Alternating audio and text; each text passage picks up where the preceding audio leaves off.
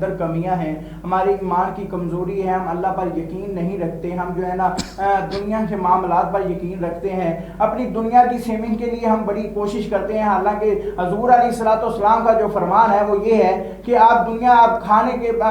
رزق کے بارے میں آپ پریشان نہ ہوں، رزق جو ہے وہ اللہ تعالیٰ نے عطا کرنا ہے۔ آج کل ہماری جو صورتحال ہے وہ یہی ہے کہ ہم رزق کے پیچھے بھاگتے ہیں، ہم دنیا کے پیچھے بھاگتے ہیں، ہم دین کے پیچھے نہیں بھاگتے، ہم دین کی باتوں پر عمل نہیں کرتے۔ اگر ہم دین کی باتوں پر عمل کریں گے، دین کی باتیں مانیں گے، حضور علیہ الصلوۃ والسلام کی سنت کے مطابق، اصولوں کے مطابق زندگی گزاریں گے تو ہماری جو زندگی ہے وہ کامیاب زندگی گزرے گی۔ ہمارے اندر جو کوتاہیاں ہیں، کمیاں ہیں، یہ ہمیں علماء کرام کی بات سن کے، کسی کے مسائل، کسی کی بات سن کے اگر ہمیں یہ نظر آتی ہے کہ یہ ہمارے اندر ایک یہ کمی ہے، یہ ہمارے اندر یہ ایک چیز جو ہے رہ جاتی ہے، ہمیں یہ اس چیز کا شکار ہوتے ہیں، تو ہمیں جو ہے اپنا ایمان جو ہے وہ پختہ کرنا چاہیے، یقین جو ہے وہ کامل بنانا چاہیے تاکہ ہم زندگی میں کامیاب ہو سکیں۔ تو ناظرین، کوئی دنیا کی ایسی چیز نہیں ہے جو ہمیں آخرت میں جا کے دوزخ کی آگ سے بچا سکے گی سوائے دین محمدی کے۔ اگر ہم دین محمدی پر عمل کریں گے، اس کے حضور علیہ الصلوۃ والسلام کی سنت کے مطابق زندگی گزاریں گے، اللہ تعالیٰ کے احکامات کو مانیں گے، تو پھر جا کے ہماری جو زندگی آخرت والی زندگی ہے وہ کامیاب زندگی بنے گی۔ تو ناظرین، لاما صاحب کی طرف چلتے ہیں۔ لاما صاحب، بالکل آپ جس طرح فرما رہے تھے کہ زوال کی آخر وجہ کیا ہے، تو اصل میں چیز یہ ہے کہ زوال کی وجہ تو یہی بنتی ہے جب ہم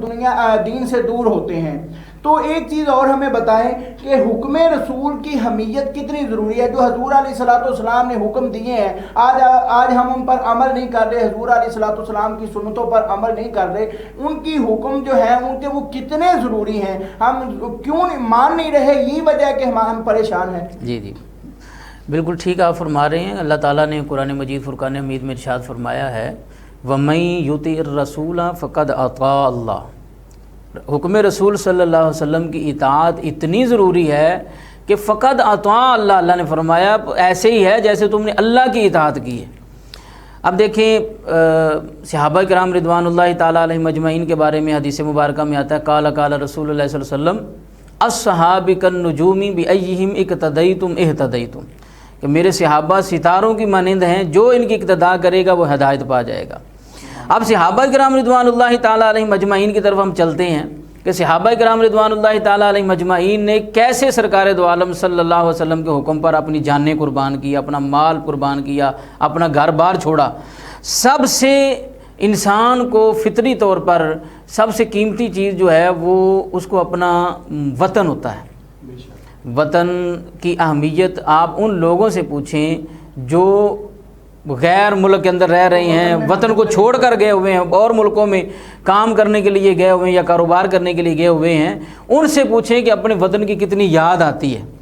تو حتیٰ کہ بندہ مدینہ شریف، مکہ شریف بھی جاتا ہے تو چند دن وہاں گزارنے کے بعد اپنے وطن کی اسے یاد آتی ہے، حالانکہ وہ ایسی جگہ پر چلا گیا جہاں جانے کے لیے لوگ ترستے ہیں، تو وہاں جا کر بھی اپنے وطن کی یاد آتی ہے۔ تو سب سے قیمتی چیز جو ہے وہ وطن ہے، لیکن اس قیمتی چیز سے بھی قیمتی چیز ہے مال، جس کے لیے بندہ اپنا گھر بار چھوڑ دیتا ہے، یعنی اس وطن کو چھوڑ کر اور ملکوں کے اندر بندہ چلا جاتا ہے۔ وہ مال کو زیادہ اہمیت دیتا ہے کہ اس کی نظر میں وطن سے بھی زیادہ اہمیت کی حامل جو ہے وہ مال ہے، تو مال کے لیے وطن کو بھی چھوڑ دیتا ہے۔ لیکن مال سے بھی قیمتی چیز ہے، وہ ہے جان۔ بندے کو جب کوئی کن پٹی پر پسٹل رکھ دیتا ہے کہ جو کچھ بھی ہے نکال دو نہیں تو میں گولی مار دوں گا، تو بندہ کہتا ہے کہ میری جان نہ چلی جائے، یہ مال پھر آ جائے گا، وہ مال نکال کر دے دیتا ہے، سب کچھ نکال کر دے دیتا ہے۔ تو پتہ یہ چلا کہ سب سے قیمتی چیز ہے وطن، اس سے قیمتی چیز ہے مال، مال سے بھی قیمتی چیز ہے جان۔ لیکن اب کوئی بندہ یہ کہے کہ جان سے بڑھ کر تو کوئی چیز بھی نہیں، حالانکہ جان سے بڑھ کر بھی ایک قیمتی چیز ہے، وہ ہے عزت۔ اگر کسی بندے کے گھر میں کوئی ڈاکو رات کو آ جاتے ہیں، اس کا مال لوٹنا شروع کر دیتے ہیں، وہ بندہ اتنی ان کے اوپر کوئی عجیب کفیت طاری نہیں ہوگی، وہ ایسا نہیں کرتا کہ وہ اتنا وہ اپنے آپ کو غیر محسوس نہیں کرتا۔ لیکن جب اس کی گھر کی عزت پر ہاتھ ڈالا جاتا ہے تو بندہ کہتا ہے کہ مال تو چاہتا ہے جائے، لیکن میں اپنے جیتے جی اپنی گھر کی عزت نہیں لٹنے دوں گا۔ اس کے لیے وہ اپنی جان دینے کے لیے بھی تیار ہو جاتا ہے۔ تو پتہ یہ چلا کہ سب سے قیمتی چیز ہوئی وطن، وطن سے بھی قیمتی چیز ہوئی مال، مال سے بھی قیمتی چیز ہوئی جان، جان سے بھی قیمتی چیز ہوئی عزت۔ لیکن صحابہ کرام رضوان اللہ تعالیٰ علیہم اجمعین کے اوپر نظر ڈالیں، انہوں نے وطن بھی چھوڑ دیا، انہوں نے مال بھی قربان کر دیا، انہوں نے جانیں بھی قربان کر دی، انہوں نے اپنی عزتیں بھی سرکار دو عالم صلی اللہ علیہ وسلم پر نچھاور کر دی۔ یہ نہیں دیکھا کوئی اپنے علاقے کا بہت بڑا چودھری ہے یا وہ بڑا معزز جانا جاتا ہے، بڑے بڑے کاروبار تھے، ایک پہچان تھی، سب کچھ سرکار دو عالم صلی اللہ علیہ وسلم کے ایک اشارے پر، ایک حکم پر قربان کر کے، ہجرت کر کے وہاں سرکار دو عالم صلی اللہ علیہ وسلم کے پاس مدینہ شریف چلے گئے۔ تو حضرت بلال حبشی رضی اللہ تعالیٰ عنہ حبشہ سے آئے، وہاں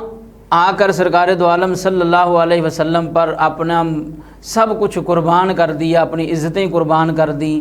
اور طرح طرح کی آپ کو سزائیں دی گئی، پتھر آپ کے اوپر رکھے جاتے، گرم ریت پر لٹایا جاتا۔ حضرت ابوبکر صدیق رضی اللہ تعالیٰ عنہ گھر کا سارا مال لا کر سرکار کے قدموں میں رکھ دیتے ہیں، اور جان کی اہمیت جو ہے وہ بندہ جانتا ہے کہ جسے یہ پتہ چل جائے کہ جان کی اہمیت کیا ہے۔ بادشاہ وقت سب کچھ اس کے پاس ہے، لیکن جب اس کا پیشاب بند ہو جاتا ہے تو بزرگ کہتے ہیں ابھی تمہارا پیشاب کھل جائے گا، ساری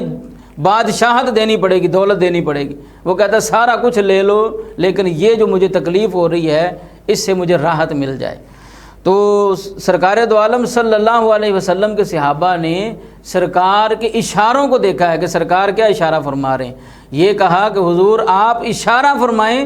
ہم اپنے گھوڑے سمندروں میں ڈال دیں گے۔ ہم کوئی قوم موسیٰ نہیں ہیں کہ ہم یہ کہیں کہ آپ لڑیں یا آپ کا خدا جا کے لڑے، ہم اپنے گھوڑے جو ہیں وہ سمندروں میں ڈال دیں گے، آپ اشارہ فرمائیں۔ صحابہ کرام رضوان اللہ تعالیٰ علیہم اجمعین کی زندگی مبارکہ آپ دیکھیں تو انہوں نے رسول اللہ صلی اللہ علیہ وسلم کے حکم کو کیسے مانا۔ جب بھی سرکار نے جو بھی حکم ارشاد فرمایا انہوں نے اپنا سر جھکا دیا۔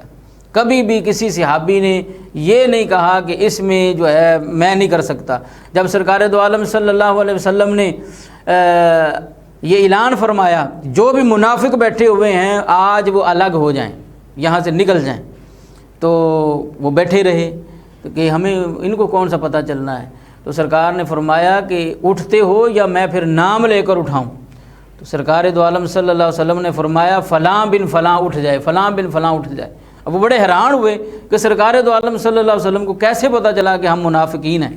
تو حضرت علی المرتضیٰ شیر خدا حضرت فاروق اعظم رضی اللہ تعالیٰ عنہ نے ان کو گلے سے پکڑ کر، گریبان پکڑ کر، ان کی داڑھیوں سے پکڑ کر ان کو مار کر مسجد سے باہر نکالا۔ تو صحابہ کرام رضوان اللہ تعالیٰ علیہم اجمعین وہ رہ گئے، اب نکھیڑا ہو گیا، وہ لوگ رہ گئے جنہوں نے سرکار کے لیے اپنی جانیں قربان کرنی تھی، مال قربان کرنا تھا۔ حضرت سعد بن ابی وقاص رضی اللہ تعالیٰ عنہ جیسے صحابی سرکار جا رہے ہیں تو کبھی وہ اپنا ایک ہاتھ آگے کرتے ہیں، کبھی دوسرا ہاتھ آگے کرتے ہیں، کبھی اپنا سینہ آگے کرتے ہیں۔ تو سرکار نے محسوس کیا، آپ نے فرمایا اے سعد یہ کیا کر رہے ہو؟ عرض کی حضور میرے دل میں خیال آتا ہے کہ کوئی تیر آپ کی طرف آئے تو وہ آپ کو نہ لگے، میرے ہاتھ کو لگے، پھر میں دونوں ہاتھ آگے کرتا ہوں اس لیے کہ دو تیر آئیں تو میرے دونوں ہاتھوں کو لگے، پھر میں یہ خیال کرتا ہوں کہ زیادہ تیر آئیں میرے ہاتھ نہ روک سکیں تو میں اپنا سینہ آگے کرتا ہوں کہ میرے سینے پہ لگیں آپ کو کچھ نہ ہو۔ تو سرکار دو عالم صلی اللہ علیہ وسلم نے سرکار نے پھر یہ اعزاز عطا فرمایا۔ سرکار نے فرمایا جنگ کے دوران فرمایا فدا کا ابی و امی یا سعد، اے سعد تیرے اوپر میرے ماں باپ قربان، کیونکہ صحابہ کرام سرکار کو یہ کہہ کر محبت سے پکارتے تھے فدا کا ابی و امی یا رسول اللہ، لیکن حضرت سعد کو سرکار نے یہ اعزاز عطا فرمایا، آپ نے فرمایا فدا کا ابی و امی یا سعد، اے سعد تیرے اوپر میرے ماں باپ قربان۔ تو یہ ہے کہ جب آپ فوت ہو گئے تو سرکار کو پتہ چلا تو سرکار دو عالم صلی اللہ علیہ وسلم نے جوتا بھی نہیں پہنا، آپ نے دوڑ لگا دی، آپ کا جو آپ چادر تھی آپ نے کاندھے پر رکھی ہوئی وہ بھی گر گئی۔ صحابہ بڑے پریشان ہو گئے کیا ہو گیا، تو صحابہ نے بھی پیچھے دوڑ لگائی، آپ حضرت سعد بن ابی وقاص رضی اللہ تعالیٰ عنہ کے پاس جا کر کھڑے ہو گئے۔ تو صحابہ آگے عرض کی حضور کیا ہوا تھا؟ آپ نے فرمایا کہ میرے دل میں یہ خیال آیا کہ کہیں حضرت حنظلہ کی طرح حضرت سعد بن ابی وقاص کی لاش کو بھی فرشتے اٹھا کر غسل دینے کے لیے نہ لے جائیں، اس لیے میں جلدی جلدی تشریف لے آیا۔ تو جب ان کا جنازہ جا رہا تھا تو سرکار اپنا پورا پاؤں زمین پر نہیں رکھ رہے تھے، اپنے پاؤں کی انگلیوں پر چل رہے تھے۔ تو صحابہ دیکھ رہے تھے کہ سرکار ایسے کیوں چل رہے ہیں، اور جب ان کی قبر مبارک تیار ہو گئی، ان کی لاش کو قبر کے اندر رکھنا تھا، اس وقت سرکار دو عالم صلی اللہ علیہ وسلم خود تشریف لائے، نیچے آ کر آپ نے ان کی لاش کو پکڑا اور قبر کے اندر رکھا، اور آپ کے چہرہ مبارک پر پسینے کے آثار نظر آئے، کتنے قطرے ان کے چہرہ مبارک پر گرے۔ جب دفن کر دیا گیا، واپس مسجد نبوی شریف میں تشریف لے گئے تو صحابہ کرام نے پوچھا حضور کیا وجہ تھی کہ آپ پورا پاؤں زمین پر نہیں رکھ رہے تھے؟ تو سرکار نے فرمایا حضرت سعد بن ابی وقاص کی جنازے کے ساتھ اتنے فرشتے آئے تھے کہ پاؤں زمین پر رکھنے کو جگہ نہیں مل رہی تھی، اور وہاں پر کافروں نے یہ تانا بھی دیا تھا کہ ان کا وزن چند کلو رہ گیا تھا، یعنی وزن کم ہو گیا، جنازے کا وزن کم ہو گیا۔ تو انہوں نے کہا کہ ان کو سزا ملی ہے، انہوں نے ایک فیصلہ ہمارے خلاف کیا تھا، ان کو سزا ملی ہے۔ جب کافر کچھ گرفتار ہو گئے تھے تو سرکار دو عالم صلی اللہ علیہ وسلم فیصلہ فرمانے لگے، تو آپ نے صحابہ کی رائے لی، تو انہوں نے حضرت سعد بن ابی وقاص نے یہ مشورہ دیا کہ حضور جو بوڑھے اور بچے ہیں ان کو چھوڑ دیا جائے، اور جو جوان ہیں ان کی گردنیں کاٹ دی جائیں۔ اور اللہ تبارک و تعالیٰ نے بھی یہی فیصلہ جبریل علیہ السلام کے ذریعے فرمایا کہ جو حضرت سعد بن ابی وقاص فرما رہے ہیں فیصلہ، حضور اللہ کا بھی یہی فیصلہ ہے۔ تو انہوں نے یہ کہا کہ انہوں نے ہمارے خلاف ایک فیصلہ غلط کیا تو اس کی سزا ملی ہے۔ تو حضور پریشان ہوئے تو فوراً جبریل علیہ السلام آئے۔ حضور پریشان ہونے کی ضرورت نہیں ہے، حضرت سعد بن ابی وقاص کا جب جنازہ جانے لگا تو فرشتے اللہ کی بارگاہ میں حاضر ہوئے کہ یا باری تعالیٰ ہم بھی حضرت سعد بن ابی وقاص کے جنازے میں شرکت کرنا چاہتے ہیں۔ تو اللہ نے ان کو اجازت عطا فرمائی ہے۔ یہ جو وزن کم ہوا ہے یہ کوئی سزا نہیں ملی ہے، بلکہ فرشتوں نے جنازے کو اٹھا لیا ہے۔ تو یہ انعام ملتے ہیں جو سرکار دو عالم صلی اللہ علیہ وسلم سے صحیح معنوں میں محبت کرتے ہیں، آپ کے حکم کی جو ہے وہ تعمیل کرتے ہیں، آپ کے حکم کو اہمیت دیتے ہیں، تو اللہ تعالیٰ انہیں عزتیں عطا فرماتا ہے۔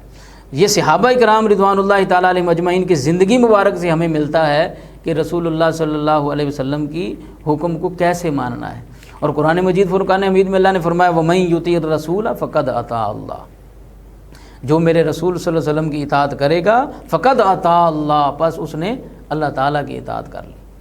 بے شک علامہ صاحب بڑی اچھی گفتگو فرما رہے ہیں، کیونکہ یہ حقیقت بات ہے کہ اللہ تعالیٰ نے فرمایا وَمَن يُطِعِ الرَّسُولَ فَقَدْ أَطَاعَ اللَّهَ، بھی جس نے میرے رسول کی اطاعت کی اس نے میری اطاعت کی، اور جو دنیا میں رہ کے حضور علیہ السلام کی اطاعت کر لیتا ہے، اللہ تعالیٰ کی اطاعت کر لیتا ہے، تو پھر اس کو دنیا میں کسی چیز کا ڈر نہیں رہ جاتا، خوف نہیں رہ جاتا۔ اس کے بارے میں اللہ نے فرمایا الا ان اولیاء اللہ لا خوف علیہم ولا هم يحزنون، جو اللہ کے نیک بندے ہیں، جو اللہ کے برگزیدہ بندے ہیں، اللہ سے محبت کرنے والے ہیں، انہیں نہ دنیا میں خوف ہے نہ آخرت میں خوف ہے۔ دنیا میں ناظرین اگر کوئی بندہ طاقتور ہے، اگر اس کے ساتھ اگر کسی کا تعلق بن جاتا ہے تو وہ اپنے آپ کو بڑا سیف سمجھتا ہے، اپنے آپ کو بڑا مضبوط سمجھتا ہے، کیونکہ وہ کہتا ہے کہ مجھے اگر کچھ مسئلہ بنا دنیا میں، مجھے اگر کوئی پرابلم بنی تو میرے ساتھ یہ فلاں آدمی جو بڑا آدمی ہے یہ میرے پیچھے آئے گا، یہ میری سپورٹ کرے گا، یا میرے یہ دائیں بائیں کھڑا ہوگا۔ تو ناظرین جس کا ساتھ، جس کا تعلق حضور علیہ السلام کے ساتھ ہوگا، سرور کونین کے ساتھ ہوگا، جس کا تعلق وما ارسلناک الا رحمۃ للعالمین کے ساتھ ہوگا، تو اس کا عالم کیا ہوگا، اس کے فخر اور اس کی طاقت کا عالم کیا ہوگا، اس کے جوش کا عالم کیا ہوگا کہ جس کا تعلق جو ہے نا حضور علیہ السلام کی رسالت کے ساتھ ہوگا۔ تو ناظرین ہمیں چاہیے کہ ہم حضور کی محبت میں رہیں، حضور سے پیار کریں۔ تو ناظرین ابھی وقت ہوا ایک چھوٹے سے بریک کا، بریک کے بعد دوبارہ پھر آپ کی خدمت میں حاضر ہوتے ہیں۔ زکی برادرز کی فخریہ پیشکش بزنس کلاس ڈائیو ایکسپریس قصور سے اسلام آباد